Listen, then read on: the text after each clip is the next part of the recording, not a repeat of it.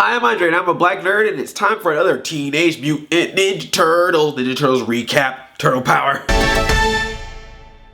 Today I'm talking about the episode Follow the Leader. We saw some really cool things happen in this episode. Karai returned, we got some new foot soldiers, spoilers were dropped.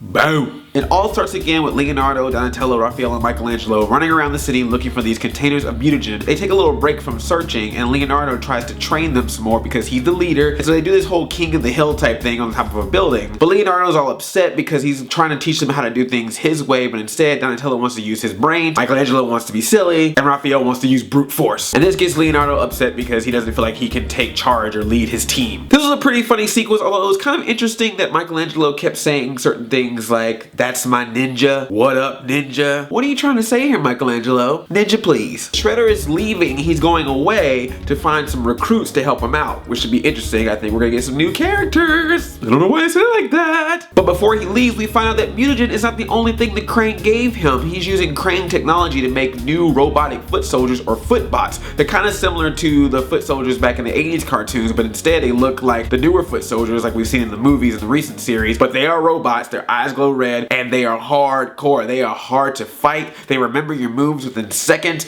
and they are not playing around. These are not like the old foot soldiers or the putties from Power Rangers where you just had to hit them in the Z and they break apart. These foot soldiers mean business. Shredder is like, "Don't do anything until I get back," which means Karai, of course, is going to do something until he gets back. So she lures the turtles into a trap, uses the footbots on them, and she particularly captures Leonardo because she's actually interested in his fighting style so that she can teach the foot soldier robots how to fight like he fights. But since Leonardo was not happy with the turtles using their unique fighting styles, and the foot soldier robots were able to decide Leonardo's moves based on his fighting styles, you can only imagine how the turtles were able to defeat the footbots this time. Sometimes unpredictability is the best predictability of all. That made absolutely no sense. The more you don't know. But we learned that Karai'S not interested in the turtles, she's not interested in helping out the Shredder, she is interested in revenge against Splinter. Because Shredder has made Karai believe that Splinter is the one responsible for her mother. Leonardo, of course, doesn't believe it. He asks Splinter about it. Splinter's like, "Don't talk to me right now, my son. Get out my face." But then in the end of the episode, during the credits of all places, Splinter finally reveals to Leonardo the secret he's been keeping for so long that we've known since the season 1 finale. Spoiler alert, Splinter is Karai's father. So this should be interesting because we all know that Leonardo has this kind of affection for Karai'S. I don't know if it's necessarily a romance or just some kind of deep connection. Come on, Leonardo, put your moves on Karai. Let's make this happen. Thumbs up for interspecies relationships. She ain't messing with no broke ninjas. It's gonna be interesting to see how he now handles dealing with Karai when he knows that Karai is actually Splinter's daughter, but Karai does not think that's the case. She thinks she's still Shredder's daughter. This is getting all soap opera here. Ooh, as the shell turns, the young and the shellless. Raphael can talk to pigeons.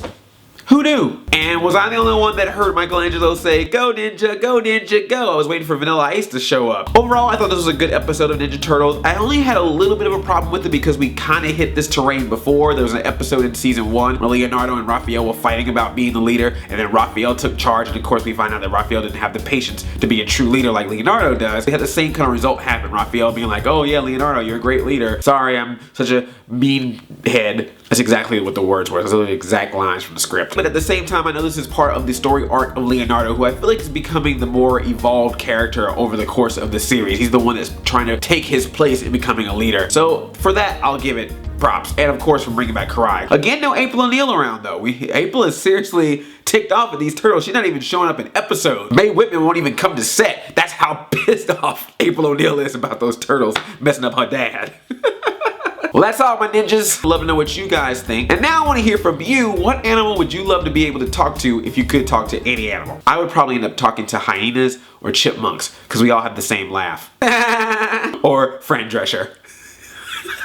I love you like a play cousin. I'm Addy 5000. Chain chomp yomp. Kind of sounds like the old Crane. Shredder, get me a body. Oh, why are you worried about those blasted turtles? Ninja, please.